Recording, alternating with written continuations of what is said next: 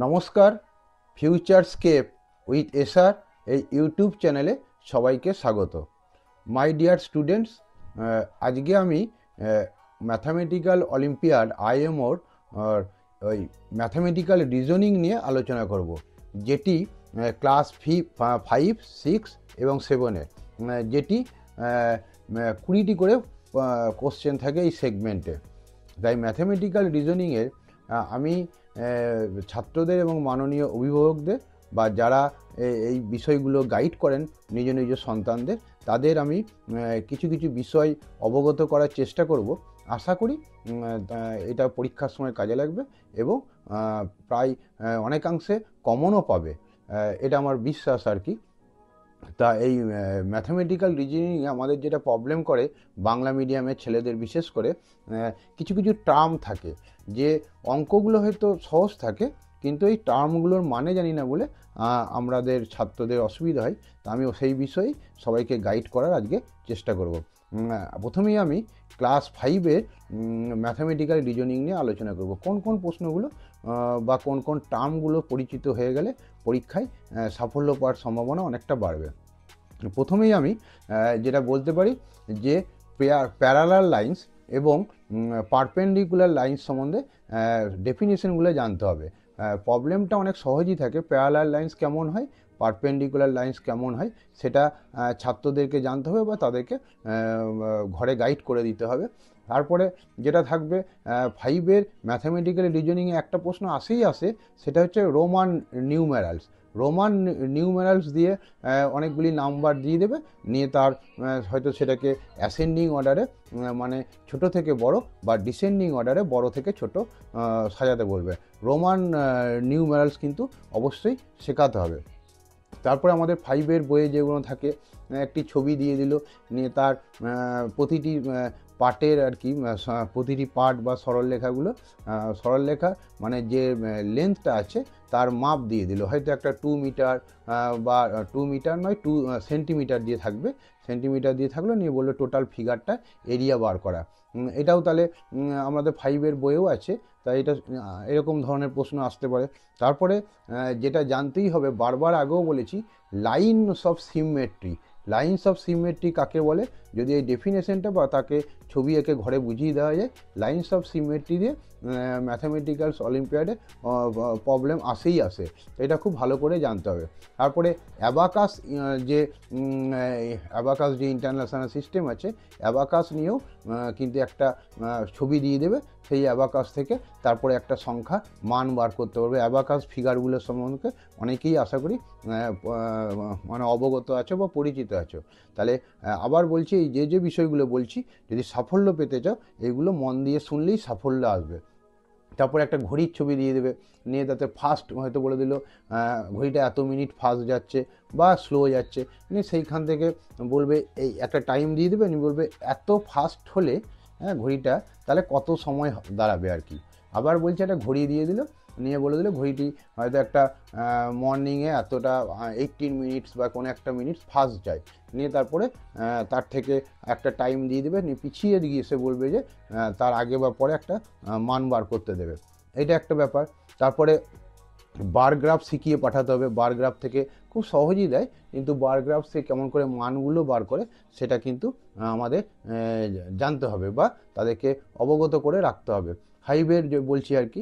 তারপরে ওই অনেক এটা তো আসেই, যে একটা ফিগার দিয়ে দেবে, নিয়ে শেডেড পোর্শন দিয়ে দেবে, নিয়ে তার থেকে ফ্র্যাকশন, মানে হয়তো একটাকে সার্কেলকে অনেক কটা ভাগে ভাগ করা হলো, নিয়ে একটা অংশ দেখা গেল যে কয়েকটা অংশকে কালার করে দেওয়া হলো, নিয়ে তার থেকে কত পোর্শন আছে আর কি, মানে ফ্র্যাকশনের ধারণা ওইখান থেকে থাকবে আর কি অঙ্ক।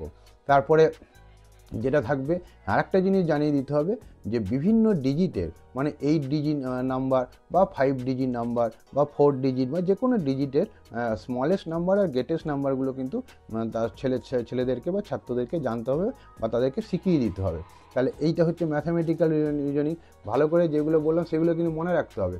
তারপরে হায়েস্ট কমন ফ্যাক্টর, এই হায়েস্ট কমন ফ্যাক্টরের মানেটা না জানলে হয়তো অঙ্কটা খুব সহজ থাকবে।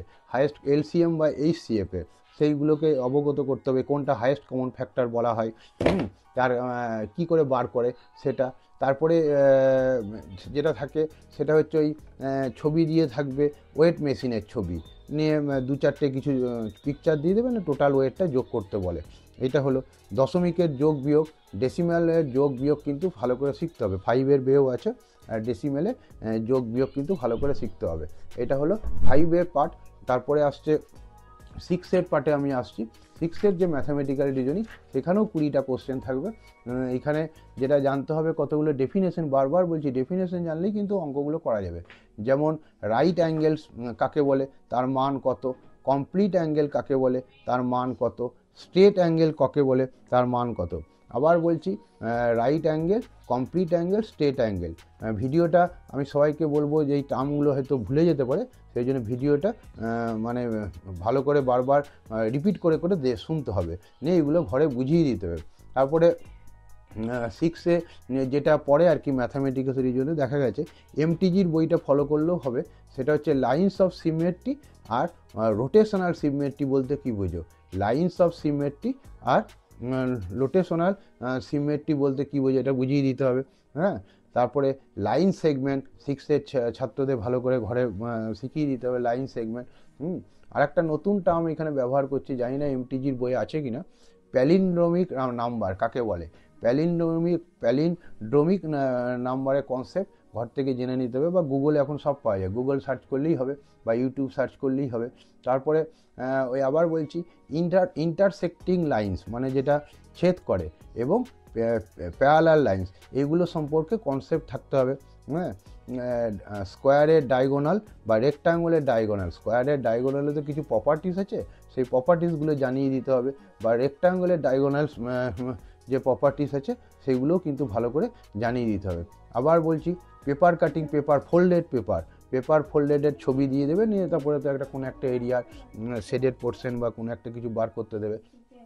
আর একটা হচ্ছে যে ওই বিভিন্ন ফিগার দিয়ে তাদের মাপ দিয়ে দিল, হ্যাঁ, তাদের একটা মান দিয়ে দিল, নিয়ে তার এরিয়া বার করতে দেবে, ম্যাক্সিমাম এরিয়া কি হবে সেটা বার করতে দেবে। সেটা হচ্ছে 6-এর ম্যাথামেটিক্যাল রিজনিং। তারপরে 6-এর যেটা হচ্ছে রিফ্লেক্স অ্যাঙ্গেলের সম্বন্ধে কনসেপ্ট থাকতে হবে। যে অ্যাঙ্গেলগুলো বললাম ভালো করে ভিডিওটা বারবার রিপিট করে করে শুনতে হবে, রিফ্লেক্স অ্যাঙ্গেল সম্পর্কে আইডিয়া থাকতে হবে। তারপরে প্লেস ভ্যালু, 6-এর ম্যাথামেটিক্যাল রিজনিংয়ে প্লেস ভ্যালু সম্বন্ধে আইডিয়া থাকতে হবে। জাস্ট বিষয়গুলো আইডিয়া থাকলেই কিন্তু করতে দেবে। কোন কোন টার্মগুলো আমরা ঘর থেকে পড়ে পাঠাবো আমাদের ছাত্রদের, বা কোন কোন সন্তানদের, বা কোন কোন টার্মগুলো, যেহেতু ইংরেজিতে ইংলিশ ভার্সনে কোশ্চেন, কোন কোন টার্মগুলো সম্পর্কে আইডিয়া থাকতে হবে, বা ওই জাতীয় 2-4টে সমস্যা করে রাখতে হবে। এগুলো জানালেই কিন্তু ওরা অবশ্যই খুব ভালো করতে পারবে ম্যাথামেটিক্যাল রিজনিংয়ের পার্টটা। এবার চলে আসবো 7-এর যেটা আছে, 7-এরও সে একই, লাইন্স অফ সিমেট্রি আর রোটেশনাল সিমেট্রি সম্পর্কে ভালো করে আইডিয়া রাখতে হবে 7-এ। এবং আরেকটা হবে সূচকের অঙ্ক। সূচকের অঙ্কে বলতে পারি, সূচকের যখনই অঙ্ক থাকবে তখন কিন্তু সবসময় যে সংখ্যাটাই থাকুক তাকে মৌলিক সংখ্যায় প্রকাশ করতে হবে, নিয়ে তারপরে তার পাওয়ারটাকে আনতে হবে। হ্যাঁ, যেমন যদি থাকে, হয়তো আমি একটা উদাহরণ দিচ্ছি, 64 থাকে, সেটাকে 4 কিউব লিখলে হবে না, 2⁶ লিখতে হবে। এটাই সূচকের অঙ্কগুলো যদি ঠিকঠাক করতে হয় সবসময় মৌলিক সংখ্যায়, ক্ষুদ্রতম মৌলিক সংখ্যায় লিখতে হবে। তারপরে দুটো সার্কেল, এমন অঙ্ক থাকতে পারে, সমস্যা থাকতে পারে সার্কেল বা স্কোয়ারের ক্ষেত্রে, সার্কেলের এরিয়া দিয়ে দিল, নিয়ে সারকামফারেন্স বার করতে দিলে, সারকামফারেন্সের মানে কি তাহলে জানতে হবে। আবার বলছি, সার্কেলের এরিয়া দিয়ে দিল, নিয়ে সারকামফারেন্স বার করতে দিল, তাহলে এইটাও জানতে হবে সারকামফারেন্স কী করে হয়। এমনি তো সিম্পলিফাই থাকেই, বার গ্রাফ থাকবেই, এগুলো প্রতি বছরই থাকে, এগুলো নিয়ে চিন্তার কিছু নাই। আর সিম্পল ইন্টারেস্ট থেকে 7-এর অঙ্ক থাকতে পারে। সিম্পল ইন্টারেস্ট মানে একটা টাকা দিয়ে দিলে অ্যামাউন্ট, নিয়ে বললো যে সেটাকে দুটি পার্টে রাখা হলো, ডিফারেন্ট ইন্টারেস্টে। হ্যাঁ, মনে করে 1000 টাকা আছে, সেটাকে 2 অংশে ভাগ করে একটা রেট অফ ইন্টারেস্টে একটা ব্যাংকে রাখা হলো, আর আরেকটা অংশকে আরেকটা রেট অফ ইন্টারেস্টে পোস্ট অফিসে রাখা হলো। বলা হলে যে এত বছর পর, হয়তো 2 বা 3 বছর পর মোট এত সুদ পাওয়া গেল, 2 বা 3 বছর পর মোট এত সুদ পাওয়া গেল, নিয়ে বলবে যে ওই যে পার্সেন্টেজে যেখানে টাকাটা রাখা হয়েছিল তাদের মূলধনের অনুপাত কত বা ক্যাপিটালগুলোর অনুপাত কত, পার্টগুলোর অনুপাত কত, মোট সুদ পাওয়া গেল 2 বা 3 বছর পর, নিয়ে বলবে যে মূলধনের অনুপাত কত। হ্যাঁ, এই সমস্ত অঙ্কগুলো কিন্তু খুব ভালো করে করতে হবে। 7-এর ক্ষেত্রে যেটা থাকে কিউবের যে ছবি, স্কোয়ার করে করে কিউবের যে ছবি থাকে সেরকম দিয়ে দিল, নিয়ে বললো ফাইন্ড দ্য অপোজিট অফ কোনো একটা নাম্বার দিয়ে দিল, সেটা থাকবে, থাকতে পারে, থাকার সম্ভাবনা আছে।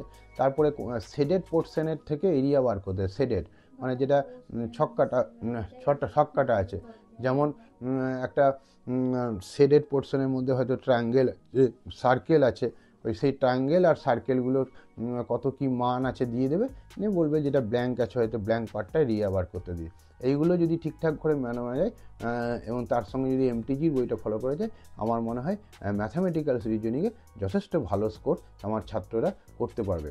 আবার বললাম যেগুলো বললাম 5, 6, 7-এ, সেগুলো কিন্তু 5, 6, 7-এর ক্ষেত্রে ম্যাথামেটিক্যাল যে কথাগুলো বললাম, যে টার্মগুলো বললাম, সেগুলো খুব ভালো করে করতে হবে। আর এই ভিডিওগুলো যদি আইএমওর ভালো করে দেখা যায়, তাহলে ছেলে বা সন্তান ভালো স্কোর করবেই করবে, এটা আমি খুব জোর দিয়ে বলতে পারি। সুতরাং বারবার ওই টার্মগুলো সন্তান যার কাছে পড়ে বা যিনি গাইড করেন তাকেও কিন্তু ওনারাও কিন্তু এই বিষয়গুলি শুনতে পারেন, শুনে ছাত্রদেরকে সেই মতো করে তৈরি করে দিতে পারেন। নমস্কার।